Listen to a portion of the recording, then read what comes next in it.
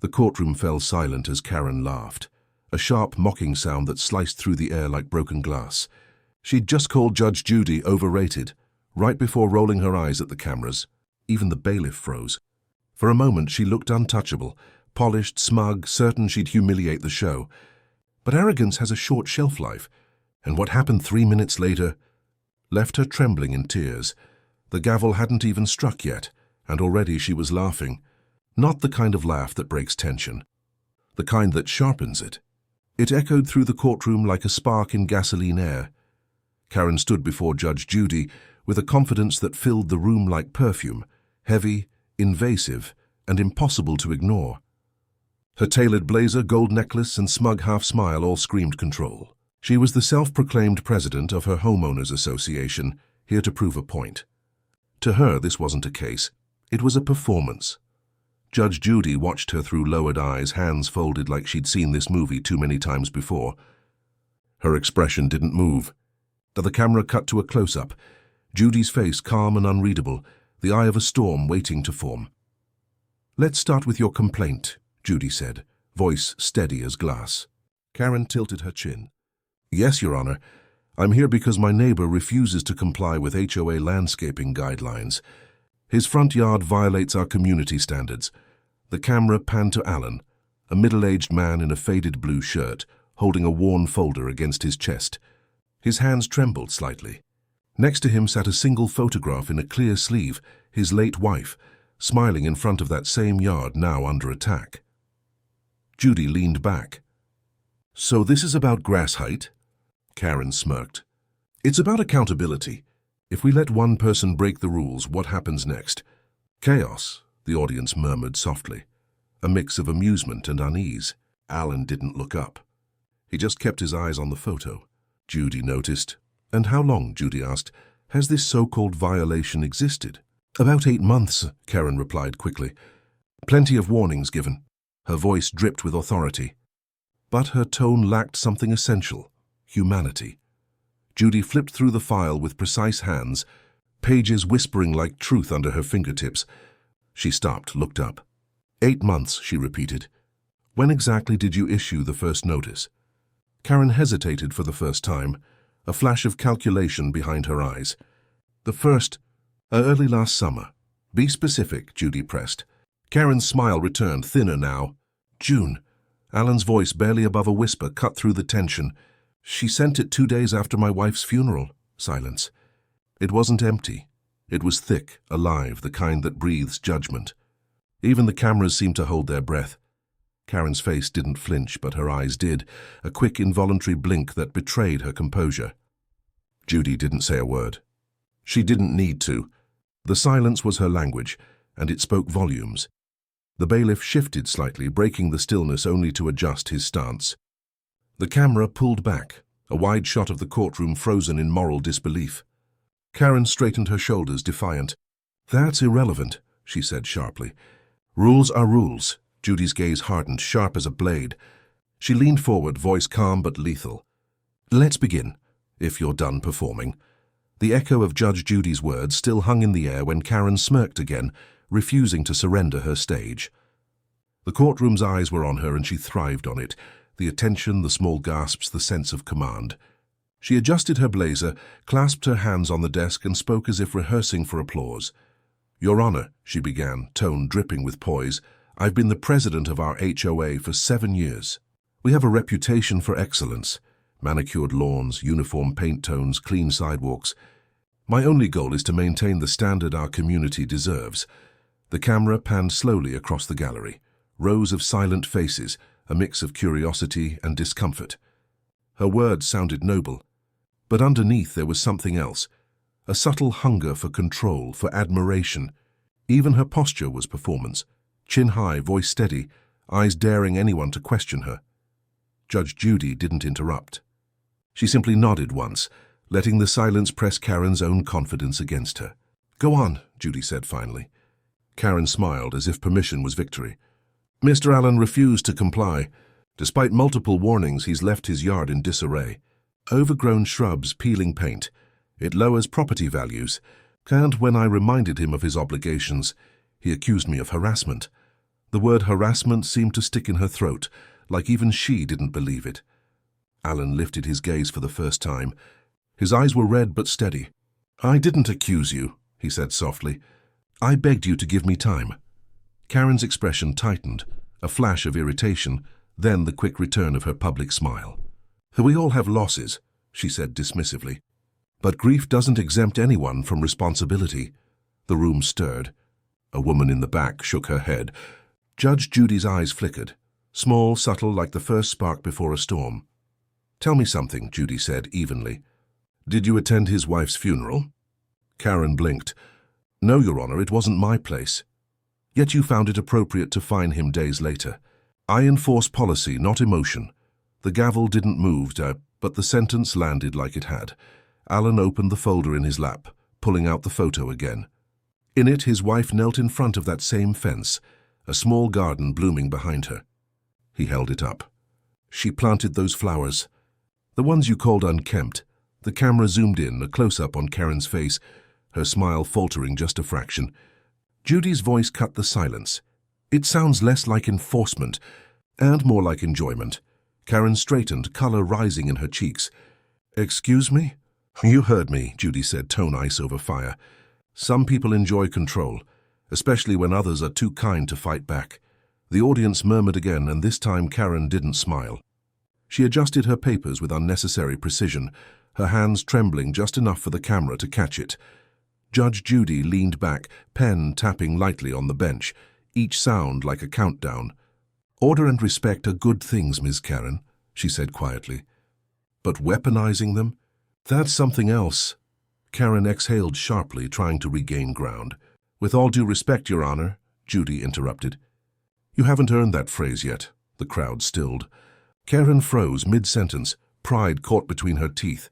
Judy's eyes didn't blink as she spoke the next line. "So tell me again, was this about a bush, or about your ego?" The air hadn't moved since Judge Judy's question. Even the cameras seemed to hesitate, waiting for Karen to answer the word ego that still hung between them like smoke. Karen's smile returned. But it was thinner now, a line drawn with pride instead of confidence. "Your Honor," she began, voice coated in forced calm, "this isn't personal. I follow procedure. Always have." Judy's eyes narrowed slightly, the kind of glance that could file paperwork and dissect a soul at the same time. "Then procedure should have no problem standing up to scrutiny," she said. The gavel didn't fall, but tension did. Karen lifted a folder from her bag and flipped it open with theatrical precision. The papers inside looked official. Charts, bylaws, printed emails. "This," she said proudly, "is our community's code. I enforce it equally." The camera slid to Alan. He didn't look at the papers. He looked at her, with the kind of exhaustion only injustice can create. "Equally?" he whispered. "You fined me for leaving my porch light on the night my wife passed away." A low murmur rippled through the audience. Someone gasped. Karen's mouth opened, but no sound came. Judy's pen stopped mid-air. "Is that true?" Judy asked quietly. Karen hesitated. "Too long. I was following brightness regulations. It disturbed other residents." Alan's eyes glistened. It was a memorial candle, not a floodlight. The silence that followed was heavy enough to bend time. Karen shifted her weight, smoothing the edge of her jacket. "Rules can't make exceptions, Your Honor. If we start allowing feelings..." Judy interrupted, her voice cutting through the air like a thread snapping. "What you call feelings, I call decency." The camera zoomed in. Karen's composure flickered. A bead of sweat traced the edge of her temple. She tried to speak again, but Judy held up one finger, a quiet command that stopped her cold. "Let me tell you something, Ms. Karen," Judy said. "I have seen tyrants smaller than you hide behind bigger rules."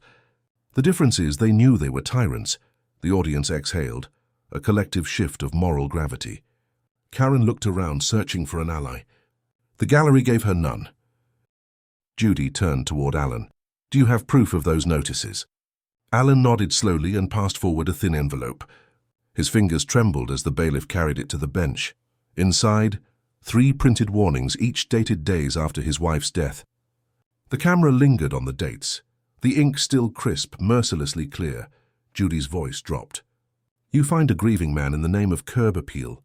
Karen tried to speak, but Judy's next words landed first. "Tell me, Do your rules say anything about compassion? Karen's lips parted, a no words, only breath. Her crown of confidence tilted, invisible yet obvious to everyone watching. The courtroom stayed silent long enough to hear the hum of the ceiling lights. Karen looked smaller now, her shoulders slightly folded inward. Judy tapped the papers once, her tone colder than the air itself. Did you really send that notice the day after she died? For a moment, Karen said nothing. The courtroom stayed still, like a painting caught mid-breath. Judge Judy's question, did you really send that notice the day after she died? Still pulsed in the air like a live wire. Karen opened her mouth, then closed it again. Her throat moved before her words did. I don't remember the exact date, she said finally. Her tone wobbling between defense and denial. Judy didn't blink. You don't remember? Karen forced a laugh, brittle, artificial. I handled dozens of cases, Your Honor. Maybe the office— Stop!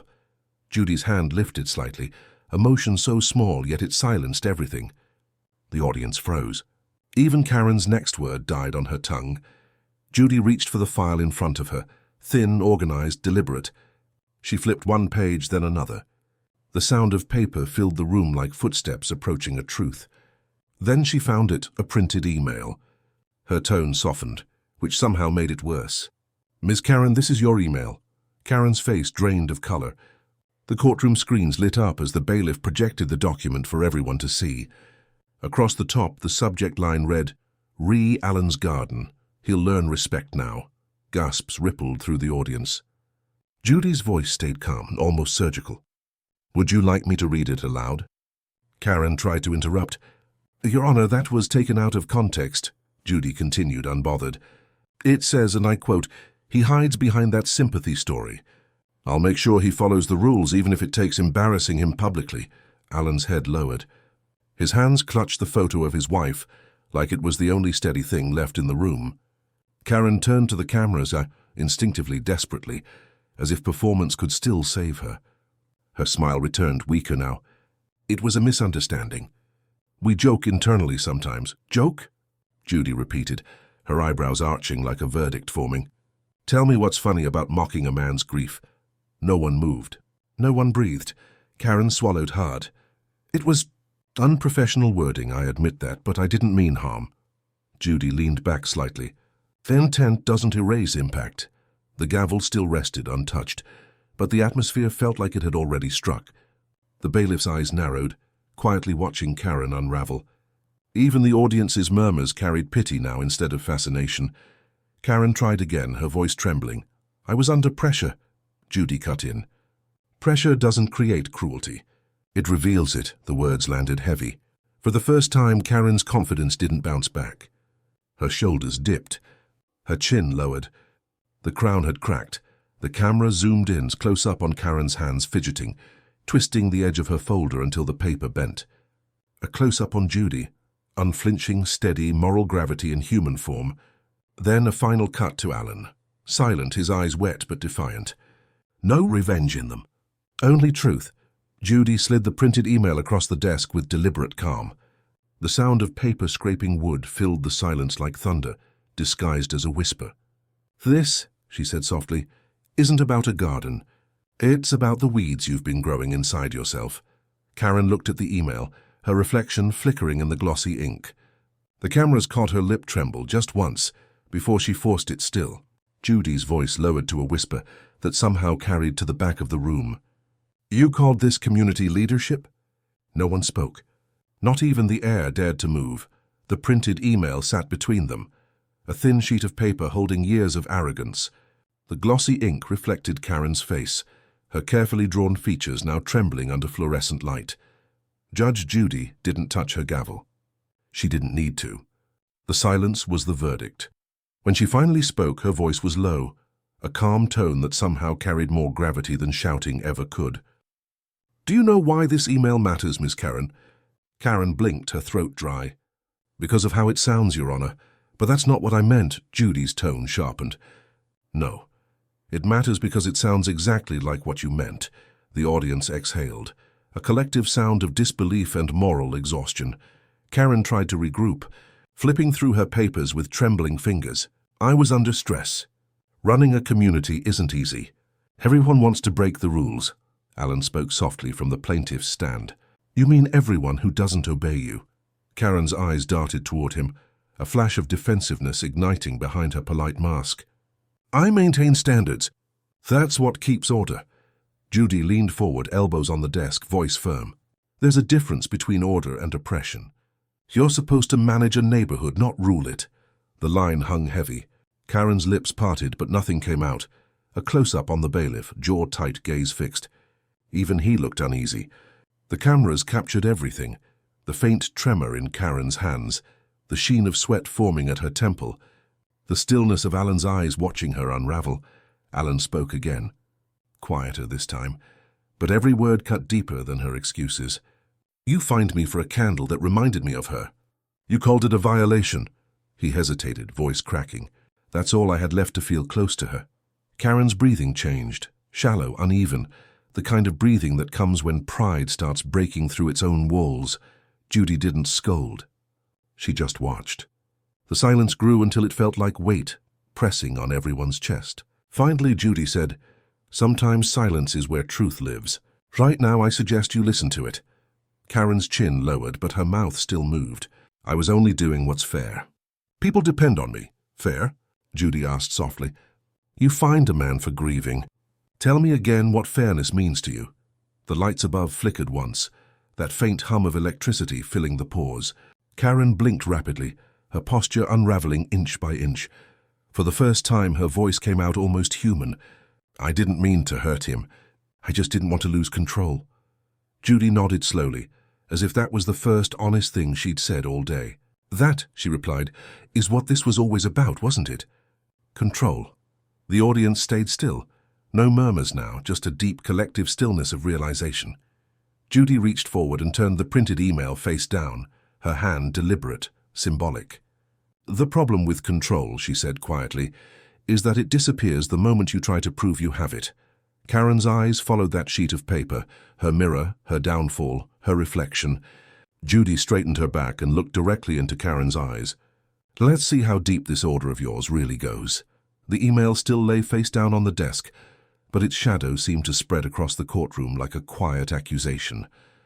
Karen's voice broke the silence first, brittle, too loud, too rehearsed. I am not the villain here, she said, her tone half plea, half protest. I keep that neighborhood safe, organized, clean. Judge Judy's eyes didn't move. And where in that list does humanity fit? Karen's lips twitched. Her mask, that perfect, practiced authority, wobbled for the first time. The audience could see it. The strain behind her composure, the twitch in her jaw, the flicker of panic in her pupils. She smoothed her hair, blinked twice, and smiled again. The same way drowning people pretend they're just treading water. Your Honor, she said quickly, people like Alan don't follow rules unless someone enforces them. If I hadn't stepped in, the neighborhood would... Would what? Judy interrupted, leaning forward. Grow flowers that don't match your taste? Laughter rippled through the crowd, quiet, nervous. Karen froze, then snapped, This is serious! He ignored 3 notices. Alan's voice cut through hers, soft but sure. I ignored cruelty, not law. He held up the folder again, each warning like a scar on paper. The camera zoomed in on his trembling fingers as he opened the final one, a photo attached. The photo showed his wife's garden still blooming despite neglect, a small wooden sign planted in the soil. For Marie, always. Karen's mouth fell open. That's not relevant to the case. Judy's voice was ice. That's the only thing that ever was. The camera panned slowly. A wide shot of the courtroom steeped in silence. The air itself felt heavier, as if judgment had entered the room before the verdict. Karen tried again, her tone cracking. You think I wanted this?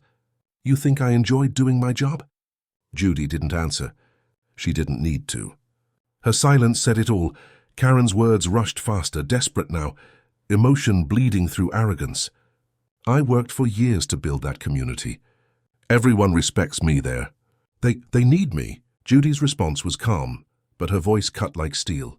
They feared you, Miss Karen. Respect never grows out of fear. It rots there.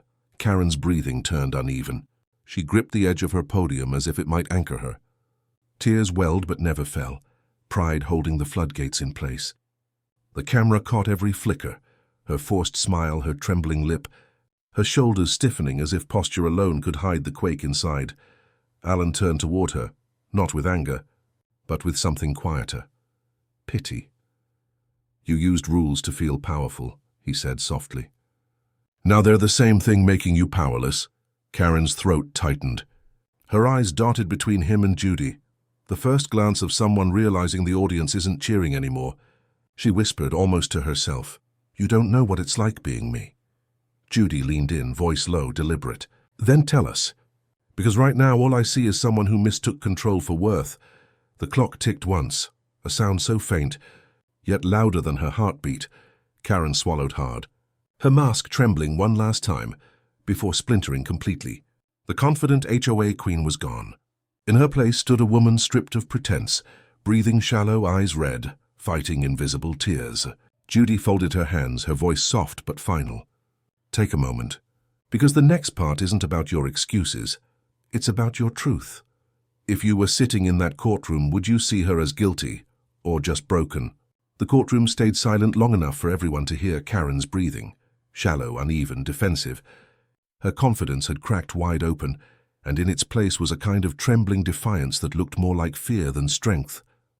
Judge Judy didn't rush. She leaned back, studying her the way a surgeon studies an X-ray before making the first cut. When she finally spoke, her voice was steady. Not cruel, just certain. "Ms. Karen, control is a fragile thing. You built your life around it. But tell me," she paused, letting the silence stretch, "what happens when the thing you control starts controlling you?" Karen blinked, disoriented. "I don't understand what you mean." "You do," Judy replied quietly. "You just don't want to hear it." The camera shifted to Alan, still seated, his fingers tracing the edge of that old photo. The light caught the image just right, the way her wife's garden seemed to glow even in stillness. He wasn't angry anymore, just tired. "Mr. Allen," Judy said, turning to him now. "Why didn't you fight back? Why let this go on so long?" Allen hesitated. His voice was barely above a whisper. "Because people like her always win." The gallery reacted, and soft gasps, a few murmured words, and then silence again. Judy's eyes narrowed slightly. That line hit harder than any gavel. She turned back to Karen. "You hear that? That's what your leadership created. Not respect, but resignation." Karen's lips parted. "I didn't mean for what?" Judy's voice rose slightly, still calm but cutting. "For people to stop believing they mattered." Karen shook her head. "I just wanted people to do things right." Judy leaned forward, her tone softening, almost gentle now. "And what about you, Miss Karen? When was the last time you did something right? Not by the book, but by the heart." The question hung in the air like dust floating through a beam of light. Karen didn't answer. Couldn't.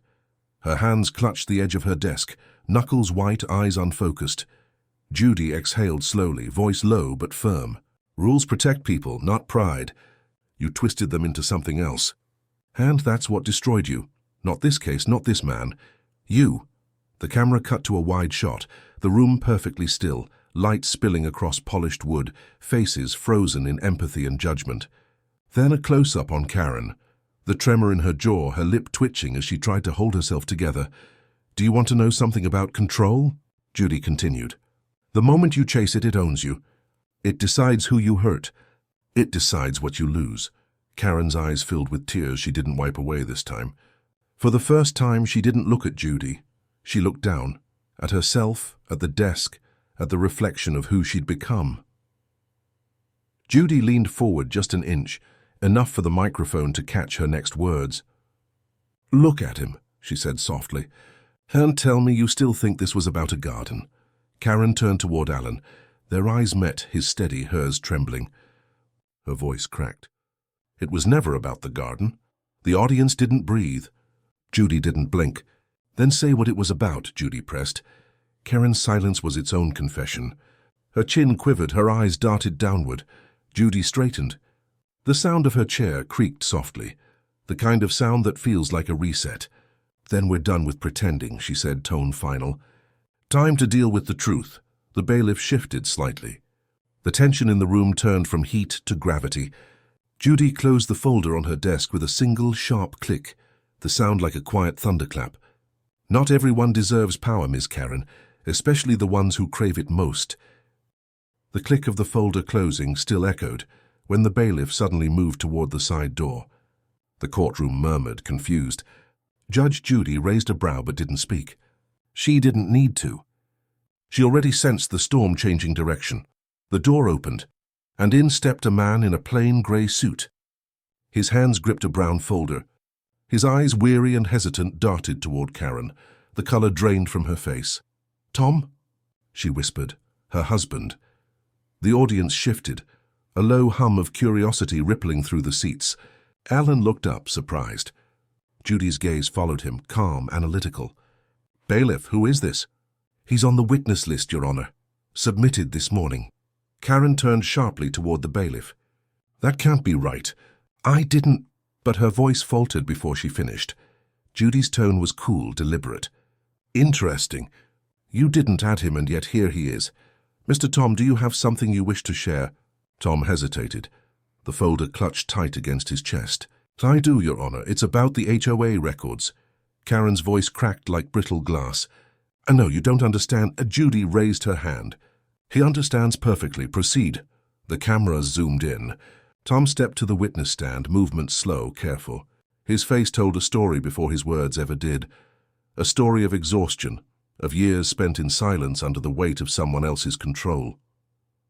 "I helped my wife manage the HOA at first," he began softly. "I thought we were building something good, keeping the neighborhood organized. But it changed. She changed." Karen's eyes glistened, panic replacing pride. "Tom, stop." He didn't. He opened the folder, hands shaking, and held up the first page, signed HOA minutes. "These are meeting notes, but the signatures and half of them are forged." The audience gasped. Karen's breath hitched audibly. "You're lying," she shouted, her composure shattering into raw desperation. Tom's voice broke, but he kept going. "You forged them, Karen, to keep control, to stop anyone from voting you out. I tried to stop you, but you said—" His words caught in his throat. Tears welled in his eyes. "You said power is respect. That if they feared you, they'd never leave you." The courtroom fell silent. Judy's expression didn't change, and only her tone, which lowered into something almost mournful. "Is that true, Miss Karen?" Karen's lip trembled. Her voice came out small, almost childlike. "He doesn't know what I was dealing with. They were turning on me." "Because you forced them to," Judy said. "Control isn't leadership. It's captivity." Karen shook her head violently. "You don't know. They judged me. They mocked me. I had to keep things perfect or I'd lose everything." Tom's voice cracked open. "You already did." He placed the folder on the judge's desk, and the sound sharp, final. Inside, a stack of minutes, each one more damning than the last. The forged signatures weren't even close. Different strokes, inconsistent names. The facade was gone. The audience murmured again, no longer out of curiosity but disbelief. Alan just stared, silent. The kind of silence that comes not from satisfaction but from release. Karen's hands trembled as she tried to speak. "I did it for us," she whispered. "For our reputation."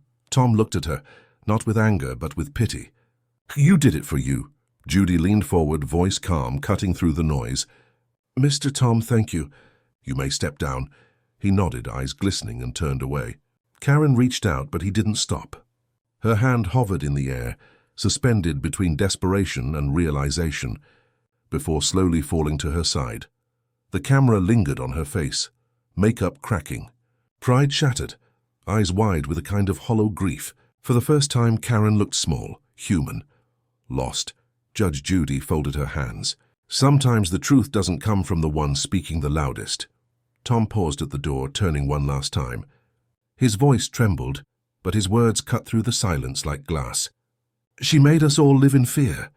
The door closed behind Tom with a soft click, but its echo lingered long after he was gone. It wasn't loud. It didn't need to be. Sometimes the smallest sounds are the ones that stay. Karen stood frozen, eyes fixed on the empty doorway, her expression hollow, stunned, and almost unrecognizable.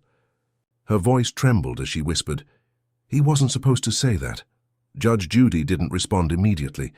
She let the silence do what justice sometimes couldn't, fill the room with reflection.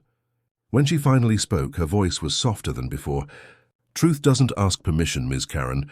It arrives when it's ready. The gallery stayed silent, and even the faint hum of the air conditioning felt distant.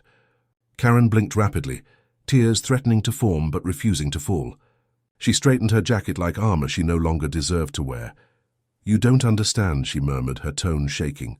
"They were going to replace me. Everything I built, gone. The only thing I ever did right would have disappeared."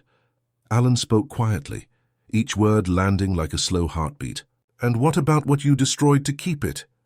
Karen turned toward him, her expression a fragile mix of regret and pride. "You think I didn't lose things too?" He met her gaze, unflinching. "The difference is I didn't choose to." The camera panned between them, Alan's calm sorrow against her crumbling facade. Her breathing hitched. Her hands fidgeted like she could hold on to something invisible. Judy leaned forward, elbows on the bench, tone patient but firm. "Ms. Karen, fear makes people desperate. But cruelty is always a choice."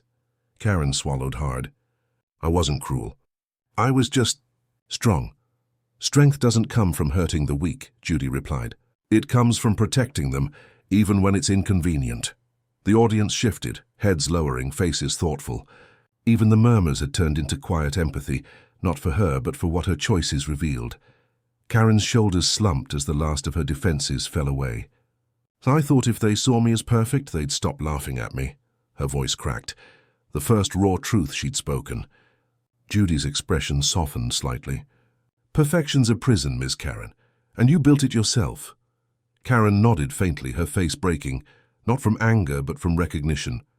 The sound of her breath caught in her throat as tears finally escaped, sliding down her cheek. The cameras caught it, not as spectacle but as surrender. Alan sat still, his eyes wet. The weight between them wasn't hatred anymore. It was heavy, human understanding. "Mr. Allen," Judy said, her tone measured, "you've waited a long time to be heard. Do you have anything you wish to say?" Alan hesitated, then spoke gently. "I don't want revenge. I just want peace." His words landed like a prayer in the still air, quiet, unadorned, sincere. Even Karen couldn't look at him. She just nodded, trembling. Judy leaned back, her gaze shifting between them. Maybe peace starts when the noise stops. The noise of excuses, of pride, of pretending. The gavel still rested untouched, but the judgment was already written in the air. Karen wiped her eyes and whispered, more to herself than anyone else, "I just wanted them to respect me." The room stayed silent. Judy looked at her, voice calm, nearly compassionate. "Respect isn't demanded. It's earned, usually after you've lost everything else. Do you think remorse can erase years of cruelty, or is justice the only way to learn?" Karen's reflection trembled in the polished wood of the defendant's stand, a distorted image of a woman who no longer looked like she belonged to herself. Her makeup had smudged, her composure was gone, and the lines of power on her face had softened into exhaustion. The courtroom was still. Even the cameras, usually hungry for drama, seemed hesitant to move. Judy waited. She had seen anger before, denial, arrogance, but this silence was different. It wasn't rebellion anymore. It was surrender. Karen spoke first, her voice small, trembling. "I didn't want to be like this." The words hung in the air, fragile as glass. Alan turned slightly toward her but said nothing. His eyes were calm, his grief no longer heavy and just quiet, steady, knowing. Judy leaned forward, her tone softened but anchored in truth. "Then why were you?" Karen shook her head, eyes unfocused. "Because no one ever listens unless I shout. No one ever respects me unless I'm in control." Her voice broke on the word control, as if it hurt to speak it out loud. The audience sat transfixed, the hum of the ceiling lights the only sound between her confessions. Karen's hand trembled as she reached for the folder in front of her, but this time not to defend herself. She opened it slowly, the papers inside like pieces of a life she no longer recognized. "I thought if I kept things perfect," she said, "I wouldn't disappear." The camera caught the tear that finally fell, leaving a clean streak across her cheek. Alan's voice was barely above a whisper. "You made everyone else disappear instead." Karen's shoulders shuddered. She let out a sound that wasn't quite a sob, more like air leaving a body that had been holding its breath for too long. The sound broke something in the room, the audience, the tension, the illusion of villainy. Now there was only a woman unraveling under the weight of her own reflection. Judy's gaze didn't waver, but her tone grew almost tender. You've spent years trying to prove you were right. But sometimes the bravest thing you can do is admit you were wrong. Karen looked up, eyes red, voice cracking. And then what? Then, Judy said softly, you start rebuilding. Not the neighborhood, yourself. A stillness swept through the room. For the first time, Karen didn't try to argue. She just nodded faintly, her voice breaking as she whispered, I don't know who I am without the rules. Judy tilted her head slightly. That's the first honest thing you've said. The bailiff shifted in the background. Not from tension this time, but empathy. Even the cameras seemed to zoom slower, as if respecting the moment. Alan wiped his eyes. You could have just asked for help, he said gently. Karen gave a hollow laugh. People don't help women like me. They avoid them. Maybe because women like you never let anyone close enough, Judy replied quietly. Karen didn't answer. She couldn't. She pressed a hand to her face, tears finally spilling freely, and for the first time since the trial began, no one looked at her with judgment. Only silence, the kind that feels like grace. Judy leaned back slowly, her expression unreadable. Sometimes, Miss Karen, she said, the strongest people are the ones who break, because at least they finally stop pretending. The gavel still hadn't fallen, but everyone knew something had shifted, not the verdict. The understanding. Karen exhaled shakily and whispered, I don't know how to fix it. Judy's eyes softened just enough for one line that cut deeper than any ruling. You can't fix what you refuse to feel. But you're finally starting to feel it. That's where it begins. The courtroom lights hummed faintly, soft and sterile, but under them, something raw and human pulsed. The performance had ended. What remained was confession. Karen sat slumped in her chair, her eyes fixed on the grain of the desk as if reading her life story written in the wood. Her once perfect voice was gone, replaced by something fragile, trembling, real. I didn't mean for it to go that far, she whispered. I just wanted... To matter. Judy didn't speak. She knew this tone. She'd heard it in hundreds of courtrooms, the sound of someone realizing their reflection for the first time. Tell me what you mean by that, Judy said quietly. Karen hesitated. When I started the HOA, people laughed. They said it was pointless, that I was just a bored housewife trying to feel important. So I made it work. I turned it into something people had to respect. Her fingers twisted the edge of her blazer. At least that's what I told myself. Alan listened, motionless. Not angry anymore, just watching. Judy nodded slightly. Go on. Karen swallowed hard. My husband stopped coming to meetings. My neighbors stopped talking to me unless they had to. But when I gave an order, they listened. They noticed me. She laughed bitterly through her tears. I became visible again. Even if they hated me for it, the audience stirred, the weight of her words shifting the air. This wasn't a defense. It was a revelation. Judy leaned forward, her tone soft but pointed. You used control to protect yourself from invisibility. Karen's eyes filled again. You don't know what it's like to fade away, to watch everyone stop seeing you. Her voice cracked, the last of her pride dissolving. I thought if I kept everything perfect, they couldn't forget me. Judy's gaze was unflinching. And did it work? Karen shook her head slowly. No, I lost the one person who still saw me. Alan's brow furrowed. Who? Her lips trembled as she looked up. Tom. He used to tell me I didn't need to prove anything. But when he stopped saying that, I started proving it to everyone else. She wiped her face, her hand shaking. I didn't just lose his love. I made him afraid of me. The line pierced through the silence like a confession in a cathedral. The camera panned from Karen's trembling hands to Alan's eyes, glassy, full of something almost like compassion. For the first time, pity replaced resentment. Judy's voice came low, patient. You thought power would make you visible, but all it did was make you unapproachable. Karen nodded weakly, every word like lifting a weight. I know. She looked up at Judy. I didn't want to be invisible again. That line lingered, not just in the air, but in the audience's faces. Everyone understood it in their own way. Judy's expression softened, not sympathy but a quiet recognition. You became the kind of person you were trying to protect yourself from. Karen's lip quivered, her eyes filling again. I know, she whispered, and I hate her. Then stop being her, Judy said. The stillness that followed wasn't empty, it was healing, the kind that comes after thunder. Judy tapped her pen once, setting it down gently. There's no ruling that fixes this, Ms. Karen. But there is something better at responsibility. You can start there, Karen nodded, tears falling freely now. She looked toward Alan, not for forgiveness but acknowledgement. I'm sorry, she whispered. Alan gave a slow nod. That's a start. The sound of shuffling paper echoed faintly. The case wasn't over, but the fight was. The moral battle had already reached its verdict. Judy exhaled, her tone steady, closing the emotional wound she'd just opened.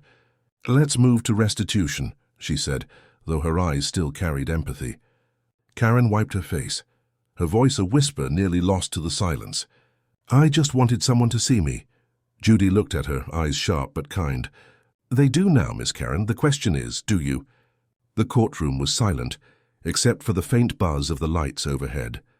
The tension that once crackled in the air had softened into something slower, the soundless aftermath of truth. Karen sat motionless, her eyes red, her breathing shallow. The woman who had walked in with the confidence of a ruler now looked like someone who had forgotten what power even meant. The mask was gone. What remained was a person, fragile, flawed, finally real. Judge Judy didn't speak right away. She just watched Karen quietly, the way someone watches a fire burn itself out. Then gently she said, It's over, Miss Karen, you can stop fighting. Karen's lips parted, but no words came out. She nodded faintly, her head dipping as if it were too heavy to hold up anymore. Her hand reached for the glass of water beside her, but she stopped halfway, her fingers shaking too much to grip it. Alan noticed. He hesitated, then slid the glass closer to her side. The gesture was small, but it shifted everything. Karen stared at it, confused, then humbled. She whispered, Why would you do that? Alan's voice was calm. Because someone has to stop the cycle. The room went still. Judy didn't interrupt. She let the silence breathe. Karen looked at him, her eyes swimming. I ruined your life. You tried, Alan said simply. But that's the thing about decent people. We don't stay ruined. The line landed like quiet thunder. Karen blinked, stunned. Then something inside her broke completely. Her breath came out in short, shaky bursts. She covered her face, sobbing. Not the polished, camera-ready kind, but the raw kind that sounds like it's coming from a place far deeper than the throat. No one moved. The gallery, the audience, the bailiff, even the crew, all held the moment like a fragile thing. Judy leaned forward slightly, her tone soft, almost maternal. Let it out, she said. You've been holding it in for years. Karen shook her head, tears slipping through her fingers. I thought strength meant never breaking. Judy's voice was a whisper now. No, strength is knowing when to stop pretending. Alan looked down, his own eyes wet. I don't hate you, he said quietly. Karen's hands dropped from her face, disbelief flickering through the tears. Why? Because hating you means you still control me, he replied. I'm done living that way. The courtroom light seemed to soften, a visual calm after the storm. The camera pulled back, capturing the two of them on opposite sides of the bench, bound not by hostility anymore, but by shared release. Judy finally spoke, her tone steady again, professional yet warm. Mr. Allen, you've shown more grace than most people could. Miss Karen, I suggest you learn from that. Karen nodded through the tears. I don't deserve it. Probably not, Judy said honestly. But maybe that's how forgiveness starts, when you get it anyway.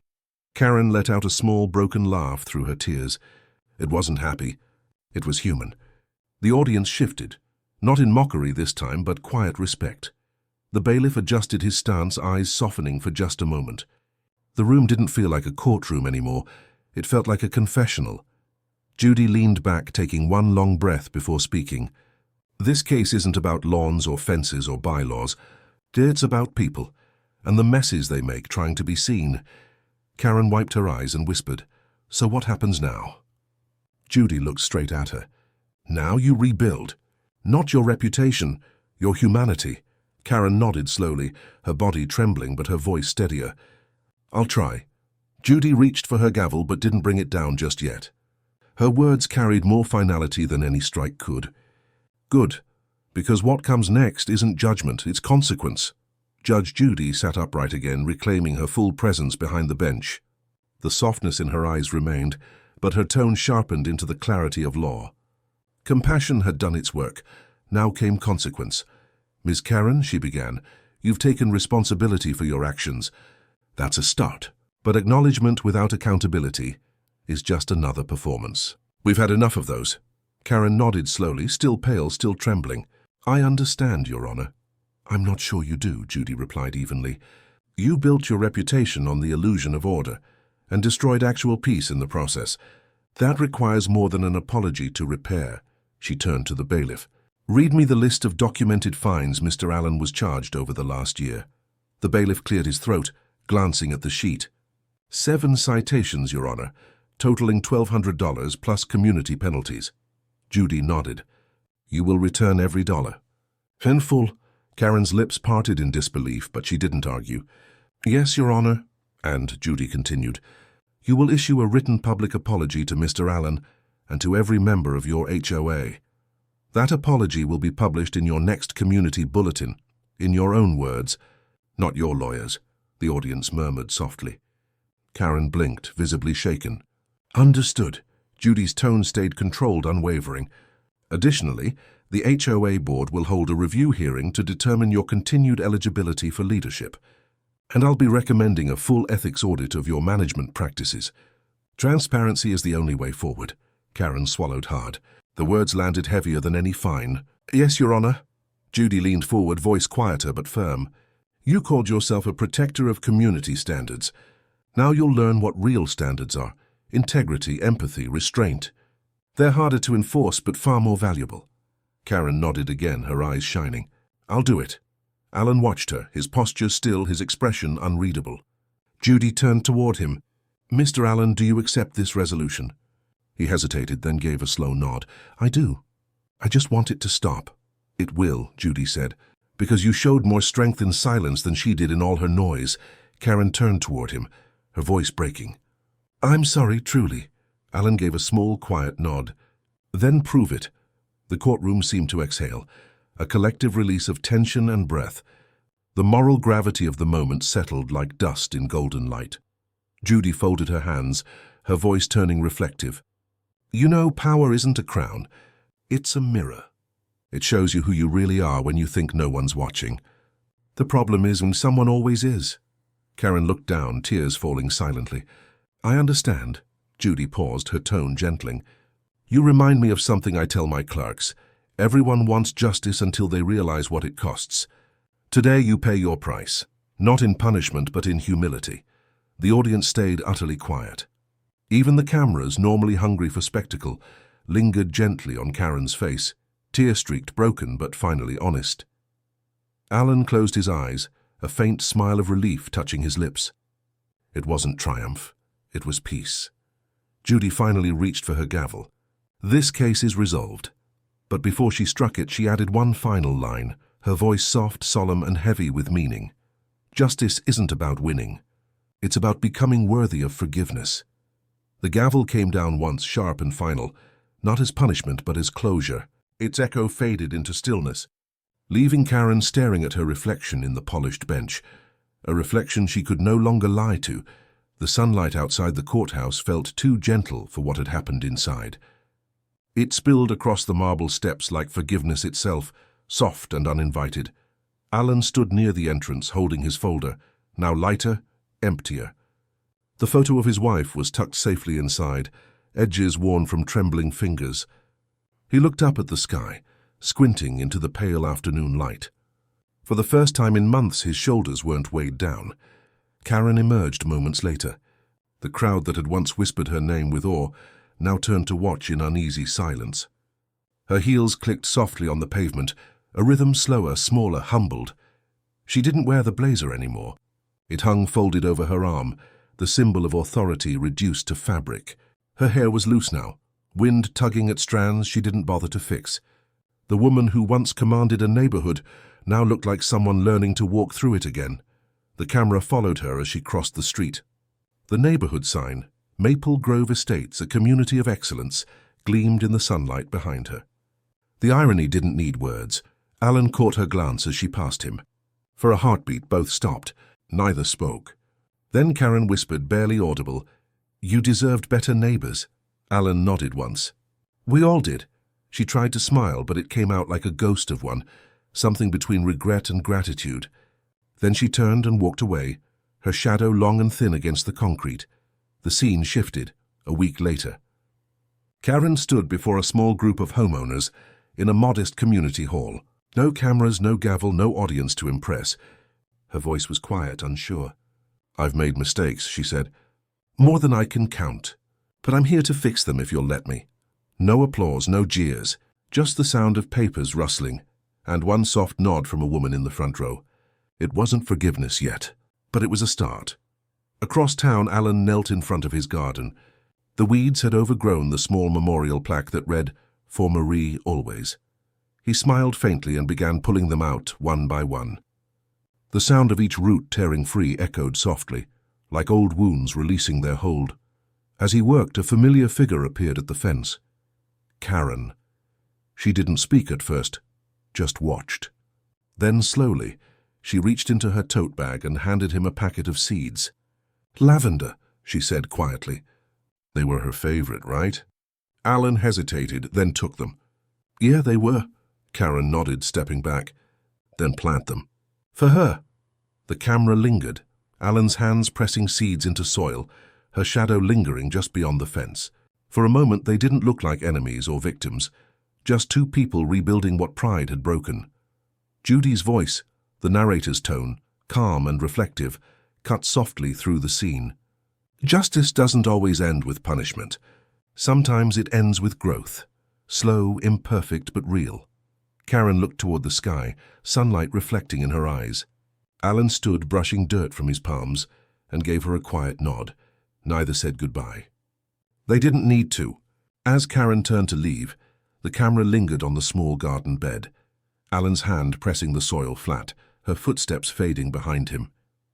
The sound of the hammer rebuilding the old fence echoed faintly, not as division, but as peace taking shape. Before the verdict, ask yourself, can people truly change, or do they just learn to hide who they are better? The courtroom was empty now. The cameras were gone, the gallery cleared, and even the bailiff had stepped outside to let the silence breathe.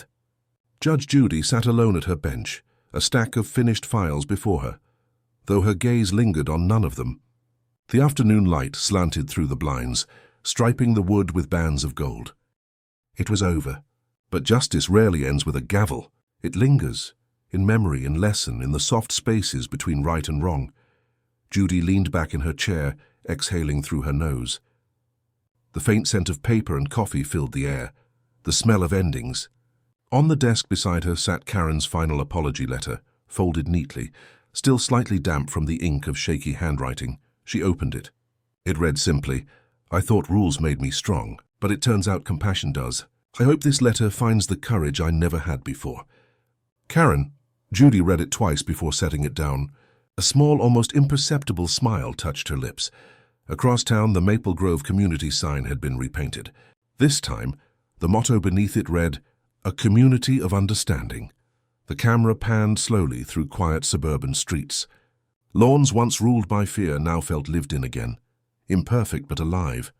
Children's bikes leaned against fences, and laughter, tentative but real, returned to the air. Alan watered the lavender sprouting from his garden bed. The sun warmed his back as he looked over the fence. Karen was there, sweeping her driveway. No longer a queen on her throne, just another neighbor with dirt on her hands and sunlight on her face. They didn't speak. But this time they smiled, a small nod between them. Nothing rehearsed, nothing staged, just understanding. Judy's voice carried over the scene, calm and measured. "Courtrooms don't heal people. Truth does. And sometimes the hardest verdicts are the ones that don't come with applause, only silence." Cut back to the bench, Judge Judy closing Karen's file. Her tone softened into something reflective, almost like a benediction. "Power without empathy is just noise," she said. "But when arrogance breaks, when truth finally walks through the door, that's when justice begins." She stood, gathering her notes, and turned toward the empty room. The echo of her heels followed her out, steady, deliberate, final. Outside, the world carried on.